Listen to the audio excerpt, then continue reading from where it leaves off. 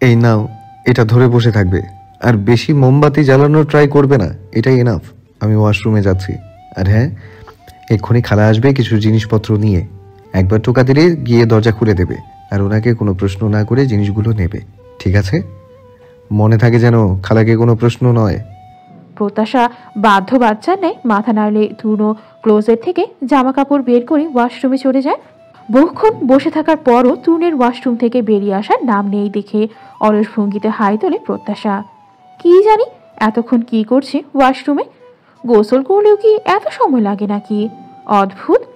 সে কখন নাজমা খালা গরম পানি দিয়ে গিয়েছে, পানি এতক্ষণে ঠান্ডা হয়ে যাওয়ার উপক্রম, অথচ এখনো তার বেরোনোর নাম নেই। কি জানি এই রাত দুপুরবেলা গরম পানি দিয়ে কি করবে লোকটা? জ্বলন্ত মোমবাতিটা ওর হাতে ধরা, মোমবাতিখানা হাতে ধরে রাখতেই তার ভালো লাগছে। গরম পানির গামলা আর সফেদ ছোট একখানি ন্যাকড়া বেডসাইড টেবিলে রাখা। প্রত্যাশা নিভু নিভু চোখে ওদিকে তাকিয়ে ভাবতে থাকে ওটা কি করবে উনি। এসব ভাবতে ভাবতে প্রত্যাশা আরও একটা হামি তোলে। বেশি ঘুম পেলে শুয়ে পড়ো প্রত্যাশা, এভাবে বসে থাকার দরকার নেই। মোবাইলের স্ক্রিনে আলোয় বাইরে আসে তুনো। মোবাইলের ফ্ল্যাশ চলছে না। মোবাইলের ফ্ল্যাশ জ্বালায়নি দেখে একটু অবাক হয় প্রত্যাশা। পরনে একটা কালো ট্রাউজার আর ধূসর রঙা ফুল হাতা টি শার্ট। ভেজা চুলগুলো কপাল ঘাড়ে লেপ্টে রয়েছে। চুলের আগা বেয়ে পানি পড়ছে টুপটুপ করে। হালকা আলোয় প্রত্যাশার সব দৃষ্টিগোচর হয়। সে ভাবতে থাকে এই লোক এই শীতের মধ্যে রাত দুপুরে গোসল করে কিভাবে। খেয়ালটি অন্তর মাথায় আসতেই সে প্রশ্ন করে, আচ্ছা, আপনি যে শীতের মধ্যে গোসল করেন কিভাবে? আপনার ঠান্ডা লাগে না? না, আর তুমি ওই মোমবাতি হাতে ধরে রেখেছো কেন? মোমবাতির গালা হাতে এসে পড়বে, ওটাকে নামাও এক্ষুনি। এভাবে ধরে রাখতে ভালো লাগছে তো। এতে কোনো ভালো লাগালাগি নেই, ওটাকে টেবিলে রাখো। তুনের ধমকে মনটাই খারাপ হয়ে গেল প্রত্যাশার। সে গাল ফুলিয়ে মোমবাতিটাকে রেখে দেয় টেবিলে। পরপর বলে, ড্রয়ারে তো আরো মোমবাতি আছে, আর একটা জ্বালান না, তাহলে ঘরটাও একটু আলোকিত হবে। দরকার নেই, ইটস এনাফ। তুমি ঘুমিয়ে পড়ো, আমার এতটুকুতেই কাজ হয়ে যাবে। আপনি এখন এই আধারে কি কাজ করবেন? তোমার জানার প্রয়োজন নেই, তুমি ঘুমিয়ে পড়ো। আচ্ছা, আপনি ওই গরম পানি কি করবেন? খাবো। সব প্রশ্নের উত্তর পেয়েছো, এবার যাও ঘুমিয়ে পড়ো। আচ্ছা। তুনো এসেছে দেখে প্রত্যাশা খাট ছেড়ে কাউচের দিকে যেতে নিলেই তুনোকে থামিয়ে দিয়ে বলে, কাউচে নয়, খাটে শুয়ে পড়ো। আমি কাউচে বসেই কাজ করব। আর আপনি ঘুমাবেন কোথায়? এখানেই। যাও, বেডে গিয়ে ঘুমাও। অর নো কোশ্চেন, গো। তুনের দরাজ কণ্ঠের গো শুনেই হৃৎপিণ্ড ছড়াৎ করে ওঠে প্রত্যাশার। সে আর কথা না বাড়িয়ে চুপচাপ গিয়ে শুয়ে পড়ে। ঘুমিয়েও পড়ে অল্পক্ষণের মধ্যে। অথচ ও যদি জেগে দেখে চোখ মেলে একবার দেখতো তুনো কি বিভৎস কাজটাই না করছে। কোনো নর্মাল মানুষের পক্ষে এটা করা সম্ভব? তুনো টি শার্টের হাতাটা কাঁধ অবধি তোলে। বাম হাতের ফুলো বাহুতে সাদা কাপড়ে মোড়ানো। কাপড়ের গিট খুলে কাপড়টা সরাতেই দৃশ্যমান হয় একটা গভীর ক্ষত, এখনো কাঁচা ক্ষত। দেখেই বোঝা যাচ্ছে সদ্য তৈরি হয়েছে। সাদা ন্যাকড়েটা যেটা হাতে ব্যান্ডেজের মতো পেঁচানো ছিল সেটা রক্তলাল। ক্ষতের গভীরতা দেখে আটকে উঠবে যে কেউ, অথচ তুর্ণ কি নির্বিকার। গরম পানিতে ন্যাকড়া ভিজিয়ে ক্ষতস্থানটা ভালোভাবে পরিষ্কার করে নেয়। গভীর ক্ষত, অ্যান্টিসেপটিক মলম বা শুধু ব্যান্ডেজ লাগিয়ে কাজ হবে না, সেলাই করতে হবে। তুর্ণ সেটাও করে। নিজে নিজে হাত সেলাই করে স্ট্রিপ ব্যান্ডেজ মেরে দেয়। যেমন কাজটা কতই সোজা। নিজের কাজ সম্পূর্ণ হলে ফোন বের করে কাউকে ফোন করে, নিচু গলায় বলে, ধন্যবাদ খালা, এবার মেইন সুইচটা দিয়ে দিন। মনে রাখবেন, আজ রাতে কি হলো সেসব কথা যেন কেউ জানতে না পারে। আমি কিন্তু আপনাকে বড়ই ভরসা করেছি। শহরের বুকে অঝোর ধারায় বর্ষণ নেমেছে।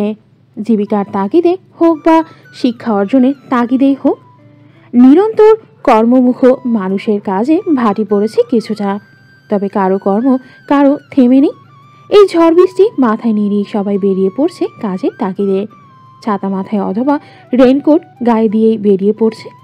একটু পরে আনান ফিলার সবাই বেরিয়ে পড়বে। কেউ যাবে নিজের কাজে, কেউ যাবে স্কুলে। হাত কাটার পর থেকে সুপ্তি কলেজে যাওয়া বন্ধ হয়েছে। রাত দিন সে ঘরবন্দি রয়েছে। রিনা বেগম নিজের ঘরে গিয়ে খাইয়ে দিয়ে আসেন মেয়েকে। সেদিন দুপুরে প্রত্যাশার সাথে ওর কি হয়েছিল আর তুনই বা কি বলেছিল ওকে জানা নেই কারো ঠিকঠাক। তবে প্রত্যাশাকে নিয়েই তাদের মধ্যে কিছু হয়েছে, এটা তারা ঢের বুঝেছে। হয়তো প্রত্যাশার জন্যই তুনু ওকে ভালো মন্দ কথা বলেছে, তাতেই মেয়ের এহেন ভুল বদল।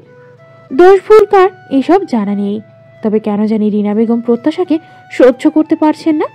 মনে হয় এই মেয়ের জন্যই সেদিন তুনের বকুনির মুখে পড়ে সুপ্তি নিজেই নিজের হাত কাটার কথাটা বলেছিল। তার থেকে বড় কথা, এই প্রত্যাশা নামক মেয়েটা যবে থেকে বাড়িতে এসেছে তবে থেকে নিত্য নতুন অশান্তি। বাড়ির স্বাভাবিক পরিবেশটা যেন নষ্ট হয়েছে এর জন্য। তাই হয়তো এত আগ্রাসী মনোভাব তার প্রত্যাশার প্রতি। আজ এই বর্ষর মুখর পরিবেশে মেয়ের পছন্দের খিচুড়ি রান্না করেছেন তিনি নিজের হাতে। নীলু ওনাকে হেল্প করেছে।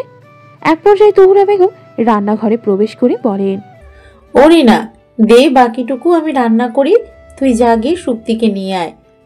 মেয়েটা আর কত ঘরবন্দি পড়ে থাকবে, তার চেয়ে ওকে এখানে নিয়ে আয়, সবার সাথে থাকলে ওর একটু ভালো লাগবে। ঠিক বলছে আপা, বুঝিয়ে সুঝিয়ে ওকে নিয়ে আসি। কি জানি মেয়েটার কি হলো তুন্ন। যা নিয়ে আয়। রিউনি বেগম চলে যায় সুপ্তিকে আনতে। সিঁড়ি দিয়ে ওঠার পথেই তুর্নকে নামতে দেখে চূড়ান্ত অবাক হয় রিনা বেগম। ফোন দেখতে দেখতে নিচে নামছে, নজর ফোনে। ওর পিছে প্রত্যাশা। ফোন দেখার মাঝে মাঝে প্রত্যাশার সাথে কথা বলছে। পরনে ট্রাউজার আর ফুল হাতা টি শার্ট, বেশ দেখেই বোঝা যাচ্ছে সে সকালে বাড়ি ফেরেনি। ফিরলেও সে দেখতে পেত। তাহলে এই ছেলে ফিরল কখন? রাতে? কই, আপাত কিছু বললো না। কাকির ডাকে ফিরে তাকায় তুনো। হ্যাঁ কাকিমণি, তুমি বাড়ি ফিরলে কখন? রাতে ফিরেছি। রাতে ফিরেছ? রাতে কখন ফিরলে আর হঠাৎ বাড়ি আসলে যে? 12টার দিকে ফিরেছি, একটা ইম্পর্ট্যান্ট কাজ পড়ে গিয়েছিল তাই ফিরতেই হলো। এই পর্যায়ে রিনা বেগমকে ডেকে ওঠেন তহুরা। কার সাথে কথা বলছিস রিনা? যা সুপ্তিকে ডেকে নিয়ে আয়। তুন্নের সাথে কথা বলছি আপা। ফোন করেছে নাকি? রান্নাঘর থেকে বাইরে এসো আপা। কেন রে? বাইরে এসে দেখোই না কি হয়েছে। কি হলো আবার? রান্নাঘর থেকে বেরিয়ে সিঁড়ির দিকে তাকিয়ে বিস্মিত হন তহুরা বেগম। আরো কয়েক কদম এগিয়ে সিঁড়ির কাছে এসে বিস্মিত কণ্ঠে সুধান, তুই? হ্যাঁ মা, একটা কাজ পড়ে গিয়েছিল তাই আসতেই হলো। কি এমন কাজ পড়ে গেল তাই ঢাকা থেকে একেবারেই ফিরেই আসতে হলো? আর এরই বা কখন? এসেছি রাতে, অনেক রাত হয়ে গিয়েছিল তাই আর ডাকিনি তোমাদের। আর কাজটা হলো তোমাদের সাথে কিছু ইম্পর্ট্যান্ট কথা বলবো। তোমাদের যা কাজ আছে করে নাও। আর বাবা কোথায়? এখনো অফিসে যায়নি তো? না, ঘরেই আছে। গুড। সবাইকেই থাকা লাগবে আমার কথা বলার সময়। কি বলবি বল। সময় হোক বলবো। তোমাদের কাজ সেরে নাও। আর কাকিমণি, তুমি সুপ্তিকে গিয়ে ডেকে নিয়ে এসো, ওর থাকাটাও জরুরি। চিন্তিত কণ্ঠে জিজ্ঞাসা করে রিনা বেগম। তুনো বলে, কি হয়েছে সেটা আমার কথা শুনেই বুঝবে। আমি ওয়েট করছি ড্রয়িং রুমে। তুনো সোফায় গিয়ে বসে। তবে ওর কথা শুনে চিন্তায় পড়ে যায় রিনা ও তহুরা দুজনেই। কি এমন বলবে যার জন্য রাত দুপুরে ঘরে ফিরল এই ছেলে? এবার এই দুজনের নজরই একযোগে প্রত্যাশার উপর পড়ে। সে এখনো সিঁড়িতেই মুখ কাচুমাচু করে দাঁড়িয়ে আছে। তহুরা বেগম ইশারায় কাছে ডাকেন প্রত্যাশাকে। প্রত্যাশা ওনার নিকটে এসে দাঁড়ালে জিজ্ঞেস করে, কি বলবে, কিছু জানো? প্রত্যাশা না সূচক মাথা নাড়ে তিনি বলেন, ঠিক আছে যাও। আর রিনা, তুইও গিয়ে সুপ্তিকে ডেকে নিয়ে আয়। আমি বরং ওনাকে গিয়ে ডেকে নিয়ে আসি। শুভ্র রঙা একখানা কমফোর্টার গায়ে নিয়ে শুভ্র দেয়ালের দিকে মুখ করে শুয়ে আছে সুপ্তি। হাতে ফোন। ফোনের স্ক্রিনে তার আর তরুণের একসাথে তোলা একখানা অতি সুন্দর ছবি। ওই ছবিখানাতেই নজর নিবদ্ধ ওর। মাঝে মাঝে তরুণের ছবিটা জুম করে হাত বুলিয়ে দিচ্ছে ছবিতে, মাঝে মাঝে দুজনের ছবিতে হাত বুলিয়ে দিচ্ছে। আবার কখনো তরুণের ছবিটাই জুম করে মোবাইলের স্ক্রিনে একদিকে দিচ্ছে গাঢ় চুম্বন। মেয়ের এমন ধারা কাজ দেখে আটকে ওঠেন রিনা বেগম। এতক্ষণ তিনি নিঃশব্দে এসে পিছনে দাঁড়িয়ে মেয়ের কাজ দেখছিলেন। তবে তরুণের ছবিতে চুমু খেতে তিনি যা বোঝার বুঝে যান।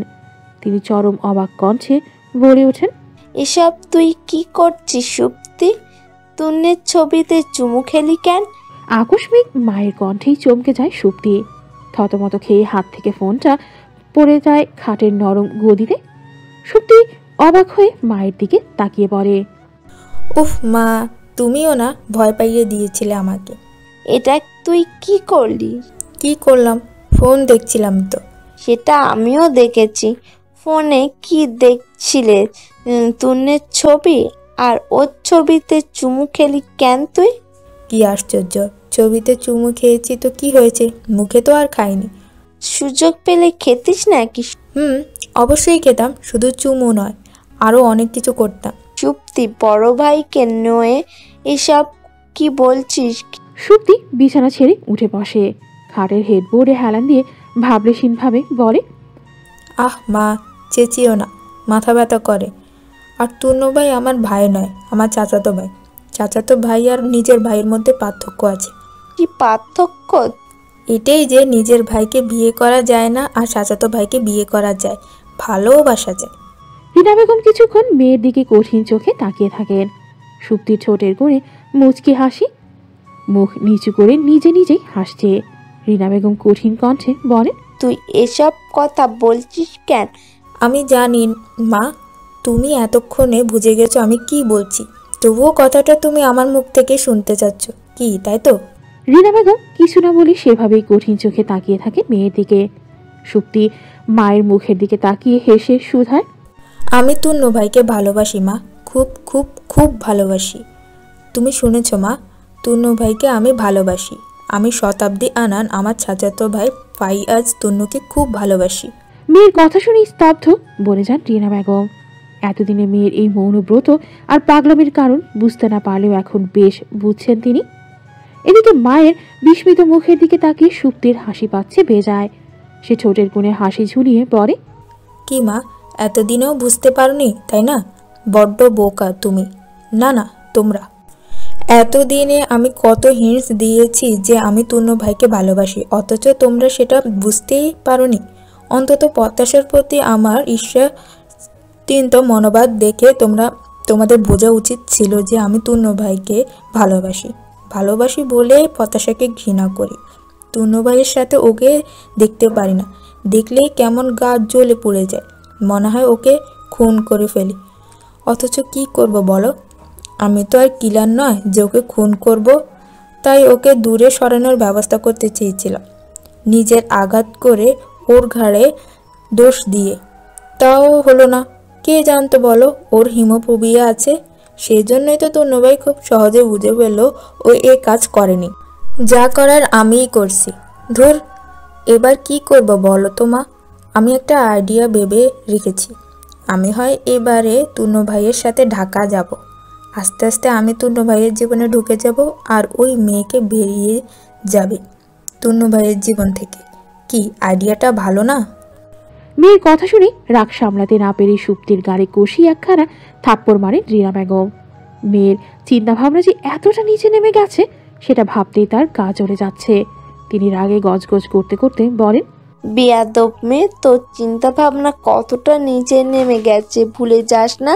তুন্য তোর ভাই হোক চাচাতো ভাই, তবু নিজের বোনের চোখেই ও সারা জীবন দেখে এসেছে তোকে। বোনের মতোই স্নেহ করেছে, ভালোবেসেছে। তুন্য তোর প্রতি যতটা বোনের দায়িত্ব পালন করেছে, তোর নিজের ভাই ও মনে হয় না অতটা করেনি। আর তুই কি করলি? আমি ভালোবেসেছি। তুন্নু ভাই আমার ব্যাপারে পজিটিভ, আমার খেয়াল রাখে, আমাকে ভালোবাসে। শুধুমাত্র ওই মেয়েটার জন্য তুন্নু ভাই আমার থেকে দূরে সরে গিয়েছে। ও মা, প্লিজ তুন্নু ভাইয়ের কাছে যাওয়ার ব্যবস্থা করে দাও না মা। চুপ কর তুই। ও তোকে বোন ছাড়া কিছুই ভাবে না। আর প্রত্যাশা তোদের মাঝে নয়, তুই ওদের মাঝে ঢুকতে চাইছিস। মনে রাখিস, ওরা স্বামী স্ত্রী, ওদের সম্পর্ক পবিত্র। ওই পবিত্র সম্পর্কের মাঝে তুই ও ঢুকে দূষিত করতে চাইছিস কেন? ওরা শুধু দুনিয়ার চোখে স্বামী স্ত্রী, ওদের নিজেদের মধ্যে স্বামী স্ত্রীর কোনো সম্পর্ক নেই। তুমি হয়তো জানো না মা, ওরা এখনও আলাদা আলাদা থাকে। ওদের মধ্যে স্বামী স্ত্রীর কোনো সম্পর্ক নেই, শুধু দায়িত্ববোধ থেকে তুন্নু ভাই ওর খেয়াল রাখে। তুনো ভাই ওকে ভালোবাসে না। ওদের মধ্যে স্বামী স্ত্রী সম্পর্ক থাকুক বা না থাকুক, তুন্য প্রত্যাশাকে ভালোবাসুক বা না বাসুক, তাতে তোর কি? আর তুই কি ভেবেছিস এখন স্বামী স্ত্রীর সম্পর্ক নেই বলে পরে কি হবে না? প্রত্যাশা ছোট বলে হয়তো এখনো ওদের মধ্যে ওরকম সম্পর্ক গড়ে ওঠেনি, তবে প্রত্যাশা বড় হবে নাকি? বড় হলে ওদের মধ্যে সম্পর্ক গভীর হবে নাকি? আর বেয়াদব মেয়ে, তুই এসব কথা আগে বলিসনি কেন আমাকে? আমি শুধু শুধু তোর এই অবস্থার জন্য এতদিন ওই বাচ্চা মেয়েটাকে দায়ী করে এসেছি, ওর সাথে খারাপ ব্যবহার করেছি। ছি ছি ছি। তুমি ভালোই করেছো মা, আর ততদিনে বলিনি কারণ তুনো ভাই চলে গিয়েছিল, এখন সে এসেছে, আমি তার সাথে যেতে চাই। প্লিজ মা, তুমি কোনো ব্যবস্থা করে দাও না। প্রত্যাশা বড় হয়ে ওদের সম্পর্ক গড়ে ওঠার আগে তুনো ভাইয়ের সাথে আমি গেলে আমাদের সম্পর্ক আগে গড়ে উঠবে। তখন প্রত্যাশা আউট হবে তুনো ভাইয়ের জীবন থেকে, আর আমার প্রবেশ গড়। সুপ্তি দ্বিতীয়বারের মতো মেয়েকে থাপ্পড় মারেন রিনা বেগম। রাগে তার হাত পা কাঁপছে। এ কেমন মেয়ে? লজ্জা শরম নেই? এসব কি ধরনের কথাবার্তা? থাপ্পড়ের প্রতাপে ছিটকে পড়েছিল সুপ্তি। সে মাথা তুলে মায়ের দিকে অগ্নি দৃষ্টিতে তাকায়, দাঁতের দাঁত চেপে বলে, ওই মেয়ের জন্য তুমি আমার গায়ে হাত তুলছো মা? প্রত্যাশার জন্য নয়, আমি তোর চিন্তার জন্য তোর গায়ে হাত তুলেছি। খবরদার, তুই যদি আর এমন ধারা কথা বলিস মনে রাখিস আবারও মারবো আমি তোকে। তো দাঁড়িয়ে আছো কেন? মারো, মারো না। আমি একবার না 1000বার বলবো এমন কথা। তুনো ভাইকে আমার চাই চাই। রিনা বেগম সত্যি সত্যি আবারও হাত তোলে সুপ্তির গায়ে। তিনি সুপ্তিকে ধাক্কা মেরে খাটে ফেলে বলে, যা বলেছিস বলেছিস, এসব কথা যেন আর কারোর কানে না যায়, বিশেষ করে তুন্নের। তুনো ভাই জানে মা আমি ওনাকে ঠিক কতটা ভালোবাসি। কি? হ্যাঁ, আমি তুনো ভাইয়ের সাথে যেতে চাই মা, তুমি প্লিজ। তুই থাক এখানে, এখান থেকে তুই কোথাও বের হবি না, আসছি আমি। মা প্লিজ। রিনা বেগম মেয়েকে তাকতানা দিয়ে চলে যেতে নিলে সুপ্তি এসে একটা মারাত্মক কাণ্ড করে বসে।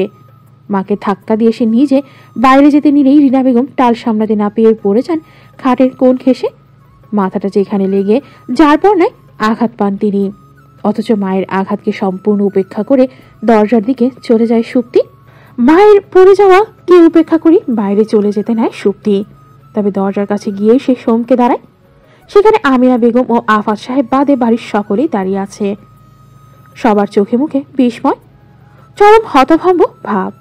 সকলের নজর নিবদ্ধ পিছনে পড়ে যাওয়া রিনা বেগমের দিকে। ত্রিধা ইতিমধ্যেই তাকে গিয়ে টেনে তুলেছেন।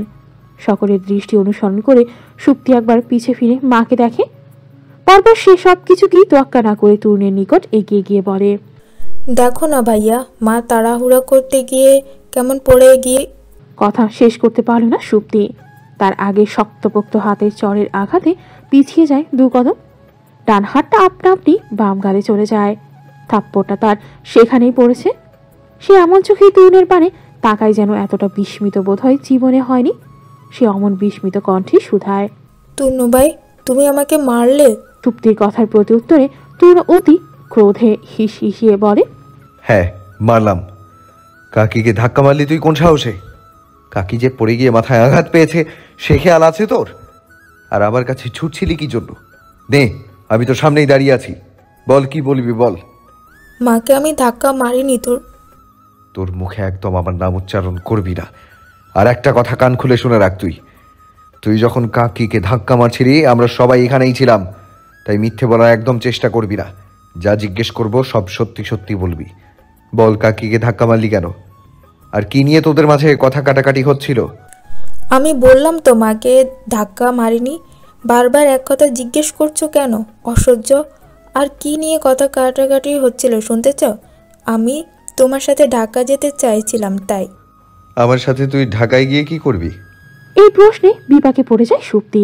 সে এলোমেলো দৃষ্টি ফেলে বলে, আসলে আমার সামনে টেস্ট এক্সাম, আর আমি একটা অনলাইন ক্লাসে কোচিং করছিলাম, কিন্তু হুট করে ওদের অনলাইন কোচিং বন্ধ হয়ে যাওয়াতে কী সব ঝামেলা হয়েছে নাকি? তাই আমি অফলাইন ক্লাস করব বলে সিদ্ধান্ত নিয়েছি। ওদের কোচিং সেন্টার মেইন ব্রাঞ্চ ঢাকায়। তুই এই রাজশাহী থেকে ঢাকা যেতে চাইছিস কোচিং করার জন্য? তো কি করব, সামনে পরীক্ষা, এখন কি পড়া বাদ দেব নাকি? কোচিং সেন্টারের নাম আর নাম্বার দে, আমি কথা বলবো। নাম্বার দিয়ে কি করবে? বললাম তো। চুপ, নাম্বার দে তুই। চেঁচিয়ে ওঠে তুনো। ওর কোনো কোচিং সেন্টার টেন্টার নেই তুন্য, আর ও বাড়ি থেকে কোথাও যাবে না, যে এখানে থাকবে ও। হ্যাঁ, রিনা বেগম বলেন কথাটা। ত্রিধা ওনাকে ধরে দাঁড়িয়ে আছে, মাথায় আঘাত লেগে কপালের একপাশে লাল হয়ে ফুলে উঠেছে। তুনো ওনার দিকে এক পল চেয়ে ফের সুপ্তির দিকে চেয়ে বলে, কাকি কি বলছে? মা জানে না, আমাকে অত দূর একা একা যেতে দিতে চাচ্ছে না, তাই অমন করে বলছে। সুপ্তি, আই রিপিট, তুই মিথ্যা বলবি না। দাঁতে দাঁত চেপে শুধায় তুনো। এতক্ষণে আফাত সাহেব এসে উপস্থিত হন সেখানে। পুনের থেকে শুনে পরিস্থিতি বুঝিয়ে ফেলেন। এবারে আফাত সাহেব বলেন, তুন্ন, কি হচ্ছে? এটা কি হয়েছিল ভালো করে জিজ্ঞেস করো। এভাবে জিজ্ঞেস করছো কেন? আচ্ছা মামুনি, তুমি আমার সাথেই বলো, তুমি কি সত্যি কোচিং করার জন্য ঢাকা যেতে চাচ্ছ? যদি তাই চাও, ঢাকা যাওয়ার কি প্রয়োজন? আমাদের এখানেই তো ভালো ভালো কোচিং সেন্টার রয়েছে, সব নামকরা প্রতিষ্ঠান। এগুলো থেকে যে কোনোভাবে ভর্তি হলেই তো পারো। না বড় আব্বু, আমি ওখানেই যেতে চাই। কথাটুকু শেষ করি গটগট করি বেরিয়ে যায় তুনো। রিনা বেগম আর সুপ্তির চেঁচামেচি আওয়াজ শুনেই প্রথমে ছুটে আসে পুনঃ। ওর ঘরটা সুপ্তির ঘরের পাশেই, তাই ওই আগে আওয়াজ পেয়েছিল। কাকিকে সুপ্তিকে মারতে দেখে অবাক হয়েছিল। তার থেকে অবাক হয়েছিল যখন সে শুনেছিল সুপ্তি তুনো ভাইয়াকে ভালোবাসে। সে দরজার বাইরে কিছুক্ষণ চুপচাপ দাঁড়িয়ে থেকে দৌড়ে গিয়ে ডেকে আনে বাড়ির সবাইকে। বাড়ির সকলেই যখন এসেছিল তখন ওদের কথোপকথন শেষ। সুপ্তি বের হয়ে আসছিল ঘর থেকে। সেজন্য সেখানে কি হয়েছিল না হয়েছিল বোঝেনি কেউই, অথচ তুর্ণ ঠিকই বোঝেছে সে যে এখানে কি হয়েছিল। তখন থেকেই তারা রেগে মেগে মাথা তপতপ করছে। মনে হচ্ছে মেয়েটাকে ছাটিয়ে আরো দুটো চ লাগাতে পারলে বোধ হয় ভালো হতো।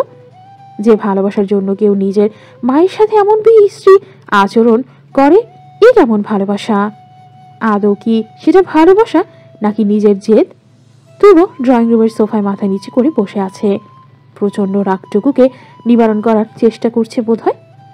এদিকে সে কি বলবে সেটা শোনার জন্য প্রচন্ড আগ্রহে অপেক্ষা করছে সবাই।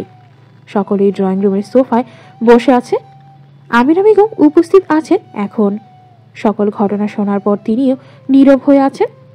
তুনো নিজের অবশিষ্ট রাগটুকুকে গিরে নিয়ে খুবই শান্ত স্বরে জিজ্ঞেস করে, আমি তোমাদের বলেছিলাম প্রত্যাশার হিমোফোবিয়া আছে, এটা মনে আছে তোমাদের? আশা করি এত তাড়াতাড়ি ভুলে যাওনি। না, ভুলিনি। তো কি হয়েছে? প্রত্যুত্তরে বলেন আফাত সাহেব। তুনো বাবার দিকে চেয়ে বলে, কিছুই হয়নি বাবা, আমার মনে হয় তোমরা কথাটা ভুলে গিয়েছো। বললাম তো ভুলিনি।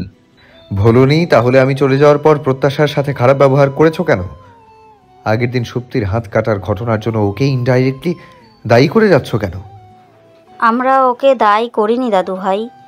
আর না, তুমি চলে যাওয়ার পর ওর সাথে কোনো খারাপ ব্যবহার করেছি। ও অযথাই তোমার কান ভরিয়েছে। কথাটা বলেন আমিনা বেগম।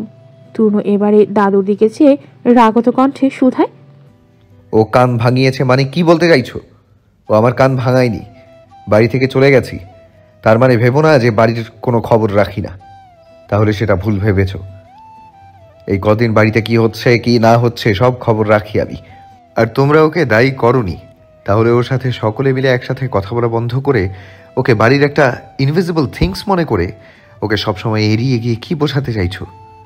বোঝাতে চাইছো যে ওর অস্তিত্ব এই বাড়িতে এক্সিস্টই করে না, তাই তো? ও যে ভুল করেছে তার শাস্তি ওকে পেতেই হবে। তোমার বউ বলে যে তুমি ওকে আড়াল করছো, এটা কিন্তু ঠিক নয় দাদু ভাই। তুমি যাই বলো না কেন, আজ শক্তি দিদিভাইয়ের এই অবস্থার জন্য ওই মেয়েটাই দায়ী। আজ ওর জন্য বাড়ির মেয়েটা সবসময় মনমরা হয়ে থাকে, ঠিকঠাক খায় না, আর সেখানে ও বাইরের একটা মেয়ে হয়ে সারাদিন নেচে কুদে বেড়াবে।